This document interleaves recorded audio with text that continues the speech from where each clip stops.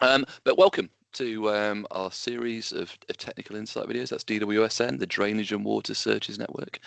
Our members produce the CON29DW residential and commercial searches that all of you should be fairly familiar with, or you're probably in the wrong place. So, Johnny, if you want to shift on to the next slide, that's me. So my name is Owen Davis. I chair the Drainage and Water Searches Network, and my day job is in Severn Trent Searches, where I look after the business there.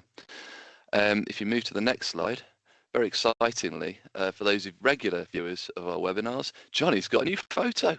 Yeah, he's clearly, he's got a the old one. If you see the picture of Owen giving side eyes, it was because my old picture was just awful, and he was looking across disgustingly at it. So I've got a new one there, which perhaps better represents the cheeky grin. I don't know. That's what it definitely represents it. It does. I agree with that. It's not moody enough for my liking, but you know, you need to perhaps work on that when you move forward. But yeah, welcome anyway.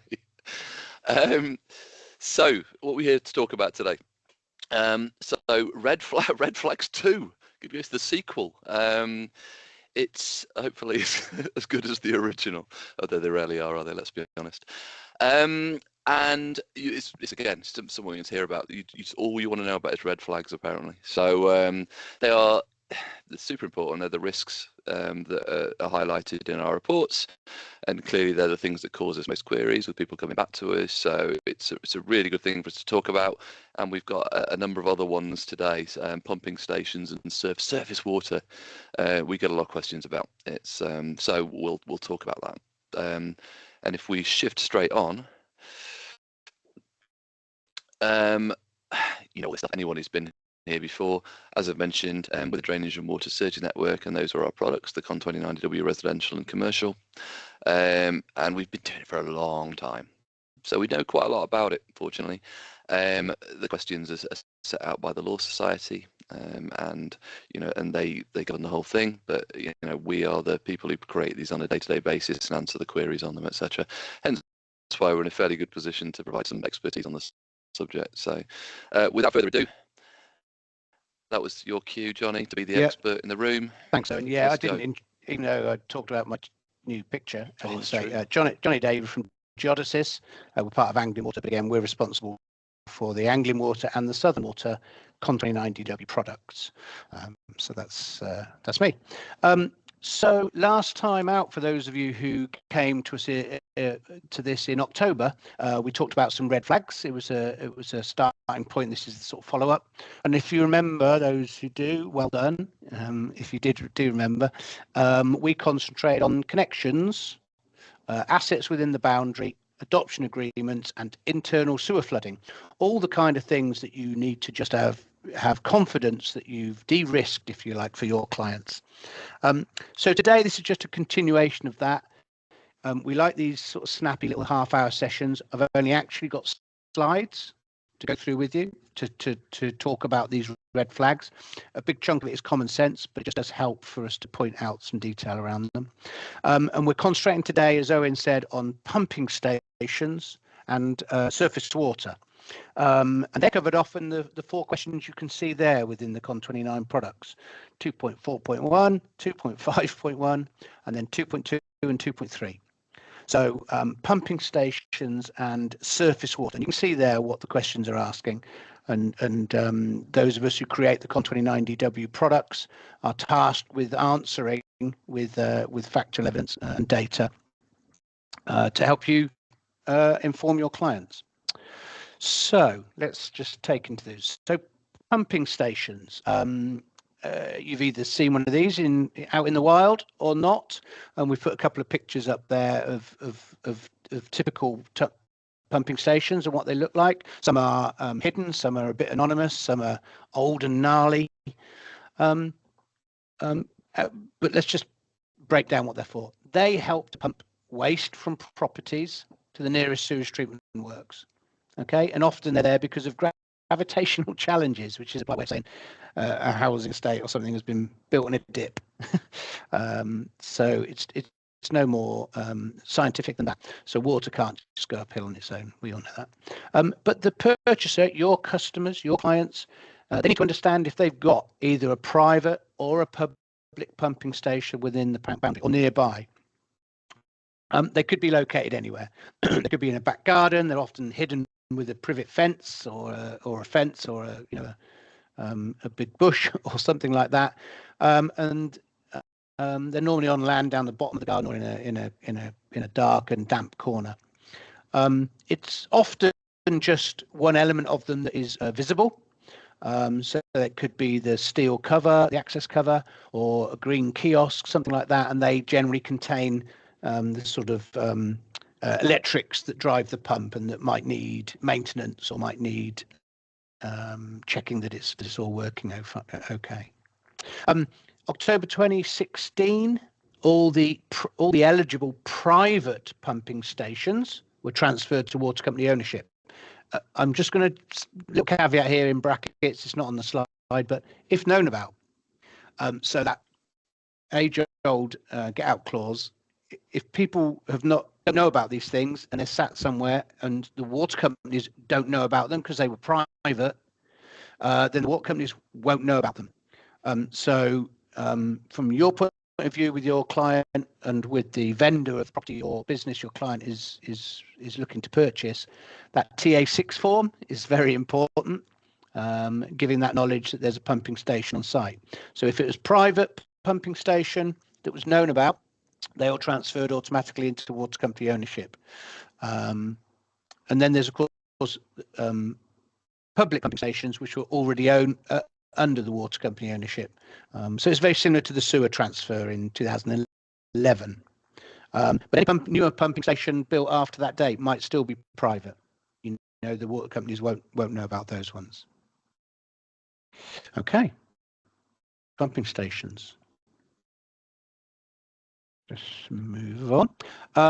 So if the response to those questions in the CON29, the 2.4.1 or 2.5.1, is yes, then there's a couple of things that need to be considered. Who owns it?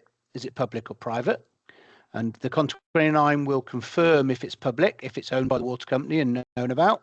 And so it'll answer accordingly, either within the boundary or within 50 meters of a building within the boundary. So it could be on a big piece of land nearby. And the other things to really consider are, if the response is no, it's still worth checking whether the property has got a pumping station. That seems sort of counterintuitive, but it could be that it's not the subject of an adoption application, or it's going through that, or it really is about consulting the developer or the vendor to check the status of pumping stations. The CON29DW is a brilliant start, especially if they answer in the positive. So yes, there is one. It's known about. There's a location shown on the map. That's great. But then, of course, you also need to advise your client who's looking to purchase the property about things like right of access, potentially noise and smell. Not always, of course, but it's worth they're buying their dream cottage for £500,000. Please don't be that guy who didn't tell them, oh, there's a pumping station down the bottom of the garden. Yeah, we knew there was one, but I didn't think it was worth mentioning. So please get all the information that we put into the CON29DW about your client. I'm sure you will do. The majority of some of the smaller pumping stations, they're a crucial component of flood defence systems as well. So it's not always just sewerage that they're used for, but also some flood defence. Just depend on the type of it. So it's again useful to have it there. There's a reason why it's there, but the vendor buying the property just really needs to know that. They're important bits of kit, but it's really important to look at these. So that's why we're doing this little chat, just to reinforce those questions are red flags you need to be really, really sure about the answer to. And it could be you have to make further inquiries. Moving on to surface water charges or surface water. So a property will have on the bill a surface water charge, which is for the removal of rainwater. Now, I know, before I joined the industry, 11 years ago, I was probably somebody who says, my flipping water bill, it's got a charge for surface water. That's just rainwater, right? You know, it's free water for the water company. But listen, it needs to get taken away. It needs to get treated. It needs to stop the property from flooding and having localized little surface water flooding on the driveway or such like that. So it's a really important element. It's normally a relatively small charge. We don't have anything to do with the charging protocol of each of the water companies, but again, we can in the CON29DW point out if there is a surface water charge, and it's rainwater that falls on the property, on the roof, on the driveway, on paths, and if it goes off to the drains, that's what you're paying for. Now, if the homeowner, again, this helps with flooding, and if the homeowner has got an alternative arrangement of their property, then they shouldn't have a charge. So it could be they have a soakaway. It could be that they have a watercourse nearby and the water's taken away and deposited into the watercourse. So it's, again, something that we would recommend that you check out. If there's no surface water charge payable at the property, then inquire about, well, why not? How is surface water taken away from that property? Increasingly on new builds and larger estates, there's also a SUDS arrangement. I've got some pictures of that coming up, a sustainable urban drainage system. And it could be that all the water goes into that, and then you probably shouldn't have a charge. So it's worth checking that out. It's worth checking out the situation, again, with the vendor or the developer, depending on what the CON29DW says in its answer.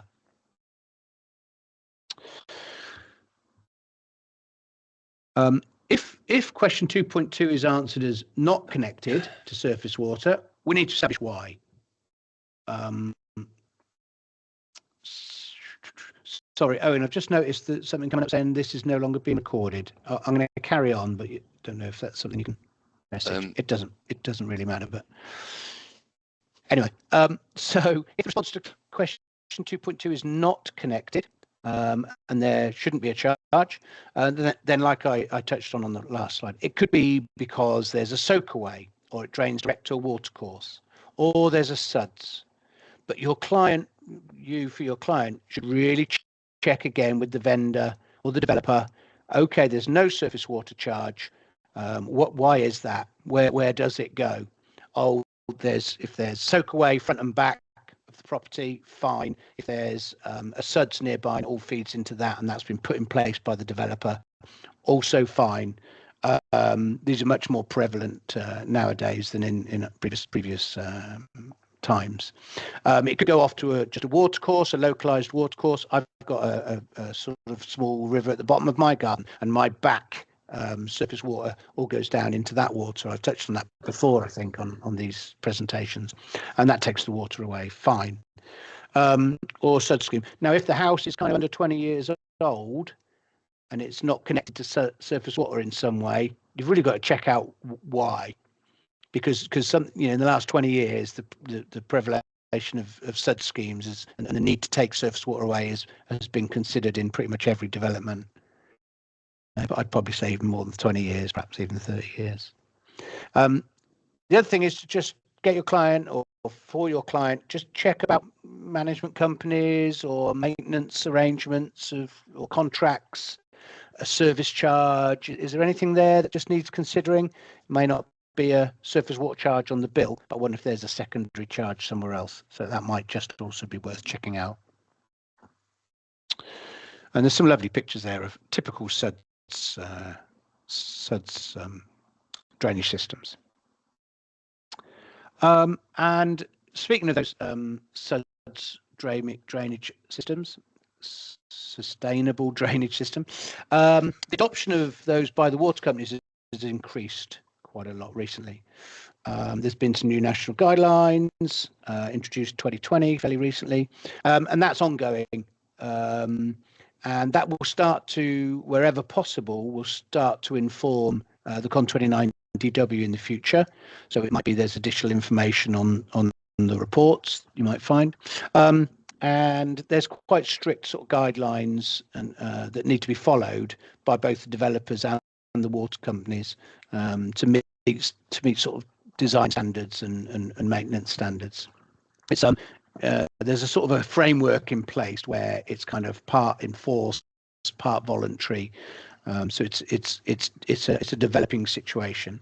There's some quite clever stuff out there. There's permeable pavements, like you can see there, that just drain it all away. There's green roofs that are planted on that take the water and use it and it's absorbed by the planting system on the roof. Filter strips, big water butts, proper big water butts. The benefits are obvious. And apart from anything else, there shouldn't be a surface water charge on the bill of properties that are using this kind of method to extract their surface water. Okay, so I told you it'd be quick. What are we in? We're only 20 minutes in. So just to reiterate again, so surface water, check the charge, check the situation of the property, check with either the developer or the seller of the property, what's the situation with surface water. If it's going off to the water company, there should be a charge on the bill. There'll be a charge on the bill, by the way, if it's just the front or just the back of a property that's going off to the water company. It has to be nothing anywhere to avoid that charge. Yeah, that's kind of it, I think. So pumping stations, look out for them. Surface water, double check what's in place. You just answered the first question, Johnny, which is with surface water connections. If your property is only partly connected, does that mean the surface water element of the bill is reduced? So, as you said, sometimes you get properties where the front of a property will drain to the surface water sewer, and the back will have a soak away. But if any of the property drains to a surface water sewer, then you will be charged for it. Essentially. Yeah. So Yeah. You already answered that one. Yeah, and the age of the property does matter to some degree, and how long the bill's been in place, etc., etc. New build should be nice and clean and correct, but who knows what lies there from older properties. So it really is worth checking out. And same with pumping stations. So the design of new estates will take care of most things automatically. They're clever, these developers now. They know what they're doing, but not always. There'll be some pumping stations around when you least expect it. So please just check out the answer on the CON29 and then insist on the right data coming to you on the TA6 form and anything else that you can ascertain from the vendor. But the CON29DW, of course, is the best starting place for you. That will give you the best set of data to start with. And then any additional inquiries you can do, we'll just add on top of that. I'm okay, any further questions? Yeah, nothing come through at the minute. So you've explained it so comprehensively that no one has any questions. It was a swift little tour on just two elements of the CON and CON29. If you put that together with the one we did in October, it's a good combination of stuff to just check out. And these presentations are available on our YouTube channel, or will be. This one shortly, and previous ones will be up there already. So you can revisit it at your leisure and just refresh what we talked about last time and this one again, should you wish to. Just some other random detail, I suppose, that's stuck in my head for no reason. In terms of the pumping stations question, we answer whether it's within 50 meters of a property, and I always say when we talk about the question around sewers being within 100 feet of a property, that isn't an arbitrary figure in that instance, because there's implications if a public sewer is within 100 feet of a property. In terms of a pumping station, 50 meters, that is an arbitrary number. It's just what was decided would be a reasonable. It could still cause a lot of issues if you were getting big lorries coming in to maintain these pumping stations and they're within 50 meters of your property. It's a bit of a pain, but it's not got any specific reason for it to be 50 meters other than that. It's just that was considered a reasonable distance from the property within which it would be a bit annoying. Right, we're getting some more questions. Are we getting the recording? No idea, because we now don't know whether it's recording or not. Yeah, it certainly started recording, but then out of the corner of my eye, I spotted a thing that said the recording stopped. So if it has, we can say it's recording at the top, but yeah. Oh, it does. Okay, so that may have been a bit of a misnomer. If not, we'll at the very least put the slides up. Which is broadly all I did was point out the slides to you good folk. So the slides will be there if the recording has failed, but it still seems to be recording. It's saying. Yeah, it says it is. I think we're all good. So yeah, of course, that shouldn't be a problem. Right, we've got some more questions coming in now. Good stuff. Yeah. We often get cases where a charge is being made, but there's no evidence of a public sewer nearby. Does the seller buyer need to arrange for STW to send a surveyor to come out to check the position? You're in Severn Trent Waters region. Okay. So in that instance, whether they'll come out and do a survey for you. I mean, there's things obviously you can check for around the property, things, giveaways like manholes, etc., that would indicate the presence of a sewer potentially taking away surface water. Or the charge could be incorrect. Of course, right. And to be absolutely clear, this is probably the question or sort of the piece of data that's from the water companies, which is most often incorrect.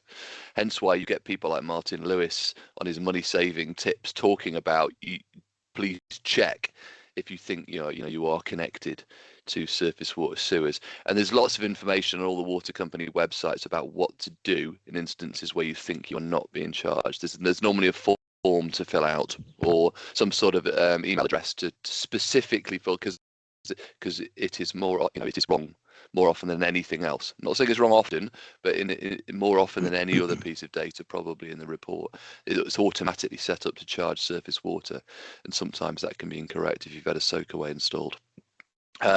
So in that instance, go to your local water company's website, and there will normally be a form to fill in there. If you just search on surface water or something like that, they're well used to these kind of inquiries. So there'll be a process by which you will apply to find, and yes, that will normally mean someone comes out and has a quick look around the property and says, "Are you right? You're not connected to the surface water sewer. We will no longer charge you for it." So I hope that answers that one.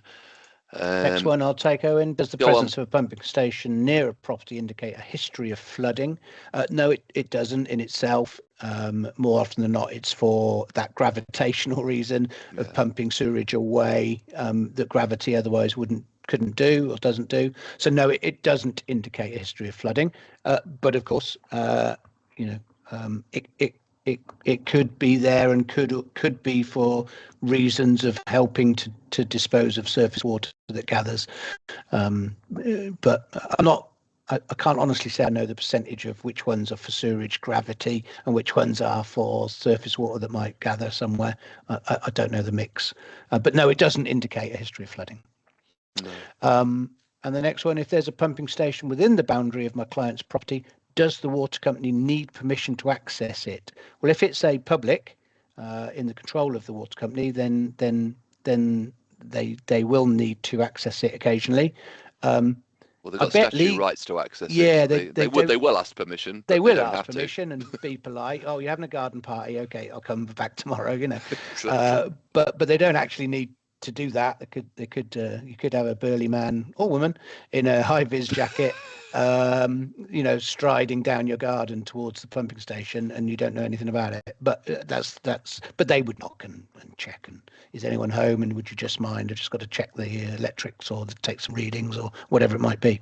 But if it's private, of course, then it's the homeowner's responsibility. One question in a reply to the first question that may have been missed. Please explain the difference between a commercial and a domestic CON29DW. Okay. Other than the obvious, one's for domestic property and one's for commercial business property. They are broadly the same in the questions they ask and answer. But there are some additional questions on the commercial that deal with trade effluent, easements and way leaves, and a slightly different way of answering whether where a meter is or whether there's a meter in the property. And they also, because of competition law, they won't tell you who is responsible for billing for the sewerage and the water, because those of us who compile them are not allowed to know who that is because it's an open market on the commercial side. If that makes sense. Any other differences I've missed, Owen? I don't think so. No, those are the main ones. Yeah, they're obviously a lot more complicated for us to answer normally because of the addresses and the like. They're so, there are massive, large areas of land with multiple properties on, so they are, Much more complex. They're significantly more complex to answer. But Johnny's dead right in terms of what the actual differences are in the contents of the report. There's those additional questions you mentioned and the competition element, which means we can't answer the billing party. Yes, good explanation. Any other questions? No, it doesn't look like it. Well, considering you only spoke for about 16 minutes, Johnny, we managed to drag it out for the half hour. We've padded it out to nearly half an hour with the help of your questions. That's much appreciated, folks. And everyone here, thanks so much for attending. Things are busy always. I know that in this industry, you guys don't get a breathing space. So we really do appreciate you just giving us half hour, and hopefully some of that will sink in, and you'll appear even more knowledgeable to your clients.